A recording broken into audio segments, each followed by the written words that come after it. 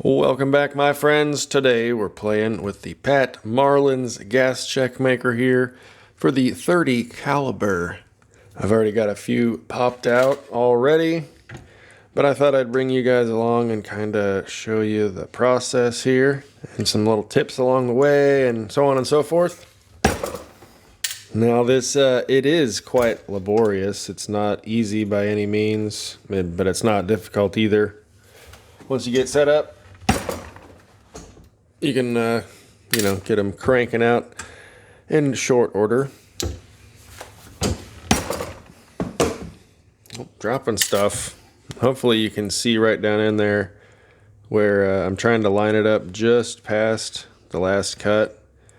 And that way it'll maximize my number of checks we can get out of this 6-inch strip. Should be able to get 2 more, hopefully.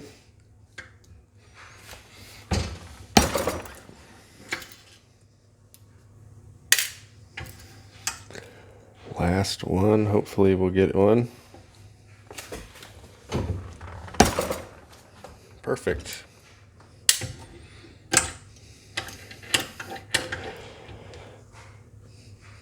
And then sometimes getting this little ribbon out is kind of a pain, but it's really not that big of a deal.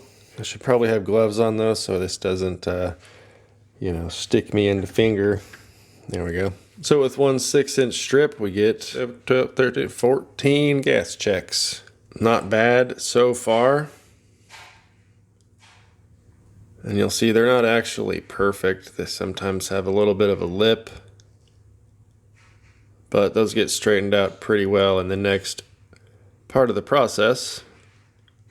But I'm going to do a couple strips here, and then we'll switch to phase 2, where we actually form the cup of the gas check. I guess it'd be useful to mention what we have here. It's hard to measure, but this should be 12 mils there.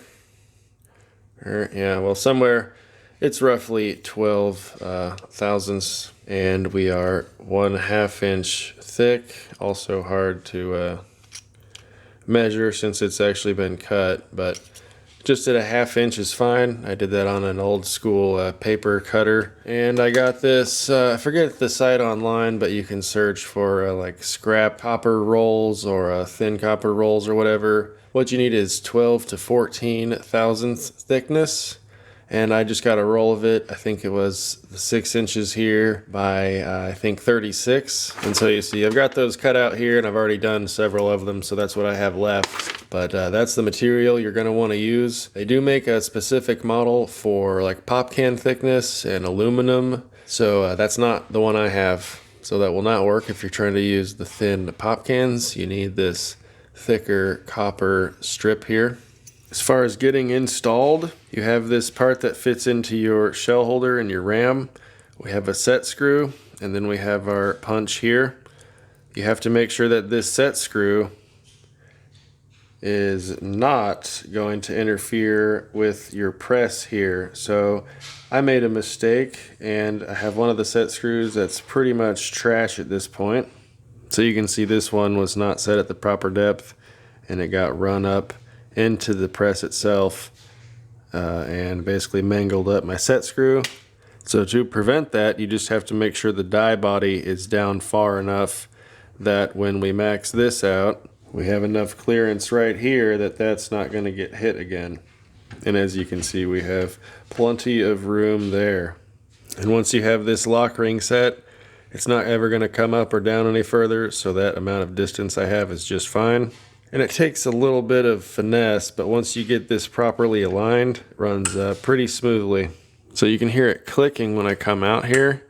That is not the fitment inside there being off or too tight or off center or whatever. It's actually the shell holder gets lifted up and snaps back into the ram. So the inner fitting is very nicely done. Seems to be working pretty smoothly once you get it aligned properly. So let's knock some of these out, and then I'll show you how we switch it over and actually form the cups. So as you see, I keep my ram, I don't have to go all the way back out, otherwise you have to kind of wiggle around to find the proper hole, if you know what I'm saying. But we'll get rid of this one here. We have a new strip, and there's a slot that it'll go through once we pull our ram out. And we have to be at that 1/2 inch thickness. Otherwise, as you can see, it might be just a little hard to fit through if you're off by a bit. Oh, I might have cut that one too thick. Dang, let's try another. And now, it's not a bad thing if you're too thick because you can take off more material, but if you're too thin, then you're screwed. Then your check will be more of an egg shape with some straight edges rather than a circular cup. All right, seems we have a couple there that are just a bit too big, but no problem. We can shave that off later. But here, if you have kind of a bent corner when you're going in, no big deal. You can get that started and then actually use the ram to straighten it out. And then it'll just slide right through the other side with no problem. Once you get it aligned, there we go. So you can see the edge just barely poking through there. And once we get that one aligned, we just want to barely get past that, and we'll give her a pull. So just past that last cut, we can kind of straighten it back out with our ram.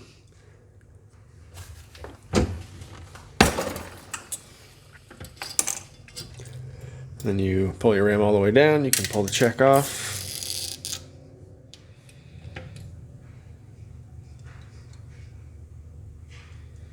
And you can see how little material is on the back side of when it cuts there.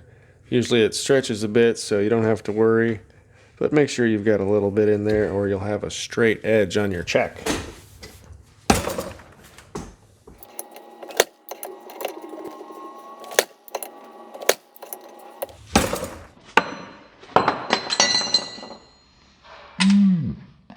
We're dropping stuff. Yeah, you want to make sure you got a very stable desk here, mounted securely, or things could go flying and it could get bad.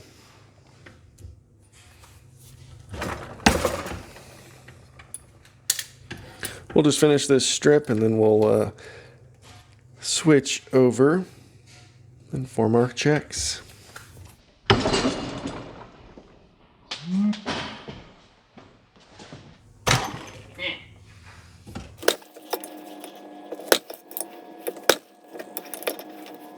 Let's see if we can get 2 more out of this.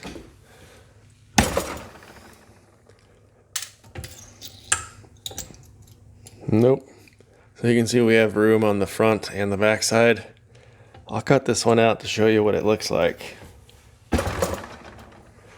And that one took way less effort.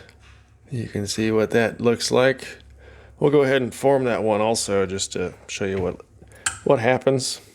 And as you can see, we ran out of material there. No big deal. Let's get this rearranged, form out some checks for you. All right, so now we have to switch this bad boy over. We'll go ahead and pull our shell holder ram out. We'll just use the Allen key to pull out our set screw. And we'll go ahead and remove that. Put our shell holder back in.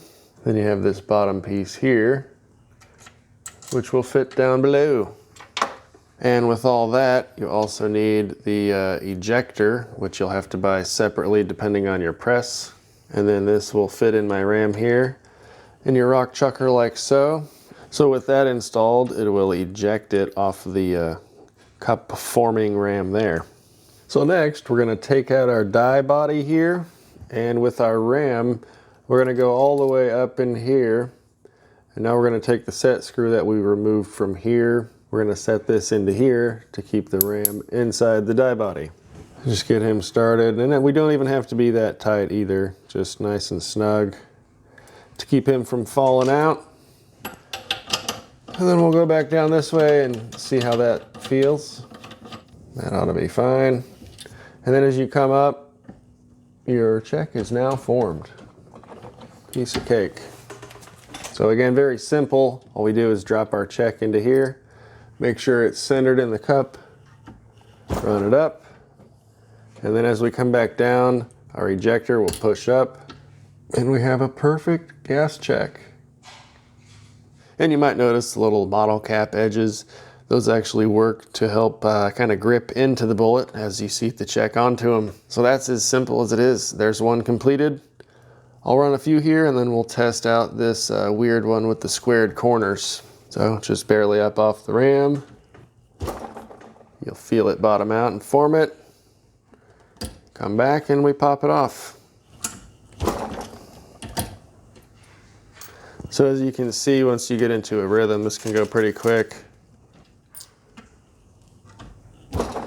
Just make sure that your check is centered in the bottom of the cup there, or it will be offset and it will not work. So you can just give that a tap and it'll kind of fall into place. All right, there's 5 good ones, no problem. Let's try this weird squared off piece here.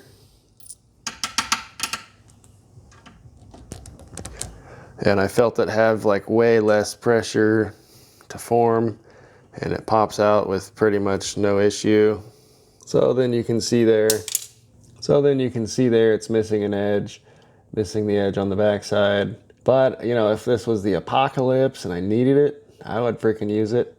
It does give you a nice uniform base, and if you're powder coating, you know, you don't really need it to prevent leading. So this would still work in a pinch. You can see it is pretty much fully formed on the base, so it wouldn't probably hurt too bad if you had to use it, but for now I'm gonna set them aside. So we'll set them over here, knock out a few more. All right, we've got maybe 20 more to go. Let's just see how quick we can knock these out. I guess I'll put these down here in the container so they don't go flying when I knock them over, or just drop them like that one. The hardest thing about it though is picking up this little tiny disc you gotta cut out, and make sure you don't get 2 of them stuck together.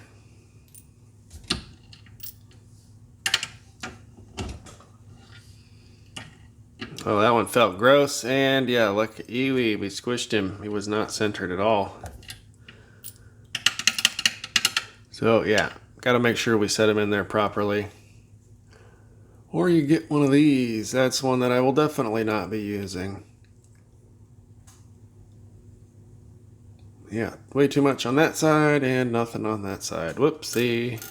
We'll put him in the pile of shame. Obviously, old dummy needs some more practice on the gas check making. This little roll of the copper I got though should give me about 700 or so gas checks. And the roll itself after shipping was just over $20. So for the price of 1,000, which would be maybe 25-ish dollars, they're a little bit cheaper than factory made. So once I find a good source for a bulk, you know, roll of this, or if I were just to have bought a bigger roll, would have got a better deal, but I wanted to try them out first. So these first 700, probably going to be about even on factory pricing. But if I bought like a 50-foot roll of it instead of a 2 or 3 foot roll, you'll be able to get a much better deal. And I like the short 6-inch strips because you can use them on the paper cutter to slice them appropriately.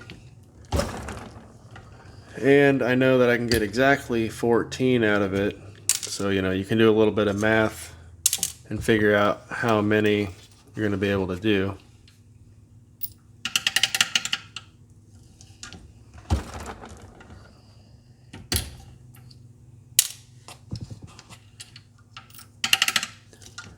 So this was supposed to be a range day, but it's raining and nasty and getting colder out. You know, it's late October. And so we got some reloading chores to do. This is what we chose to do for today, or at least this short little video for you guys. And this part of it takes way less force. I can do this easily one-handed and sitting down, and that one felt really gross. It's, oh God. Jesus, I need to quit making videos for the internets and pay attention. Okay. I landed it in and then bounced it out. Ew. Okay. So we're -3 out of 28. My percentages isn't looking too well here, and you know, of course, that makes them cost more per because I'm getting less, but if you can focus and pay attention and do your part, unlike myself, then you should be able to be quite efficient at this. And again, if you can find a source and get a pretty good quantity, then you know you could buy the amount to cover you for your next 10,000 gas checks, and they'd only cost you a penny a piece, and that'll pay for this die much, much faster.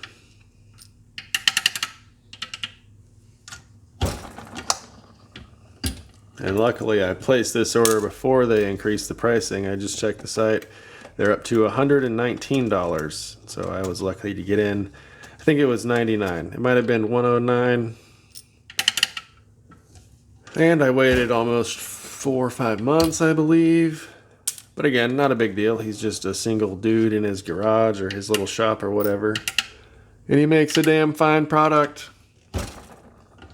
There are, however, other options for gas check makers. I think there's like a 22 LR reloader or whatever who makes the Primal and the 22 reloader kits. They make a single step gas check maker, and I'll probably try that for 35 or 45 caliber at some point. But that's not what this video is about. We're talking about Pat Marlin here.